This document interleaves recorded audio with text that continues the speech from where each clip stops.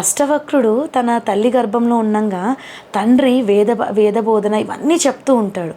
ప్రతిరోజు విద్యాభ్యాసం చేస్తూ బిడ్డకి చెప్తూ ఉంటే ఒక్కసారి అష్టవక్రుడు తన తండ్రి చెప్పిన దాన్ని కరెక్ట్ చేస్తాడు. తండ్రి గర్వంగా ఫీల్ అవుతాడు ఫస్ట్, కానీ తర్వాత కోపం వస్తుంది. నన్ను కరెక్ట్ చేస్తాడా, వీడు నా కొడుకు, నాకంటే చిన్నవాడు, వీడు నన్ను కరెక్ట్ చేసేంత వాడా అని చెప్పి నువ్వు అష్టవక్రలతో పుడతావు అని చెప్పేసి శాపం ఇస్తాడు. సో అంటే ఒక బిడ్డ గర్భంలో ఉండగానే కరెక్ట్ చేయటం అనేది ఎంత ఉండండి. ఇది మన పురాణంలో ఇలా మనకి చెప్పుకుంటూ పోతే చాలానే ఉన్నాయి. ఒక అభిమన్యుడే మనం ఎక్కువ ఫోకస్ చేస్తాం. అంటే అది మహాభారతంలో ఆ ఘట్టం మనకంతా తెలుసు, ఫ్రీక్వెంట్గా చెప్తూ ఉంటారు కాబట్టి ఆ క్రొనాలజీ అనేది మనకి ఎక్కువ ఎగ్జాంపుల్ తీసుకుంటారు.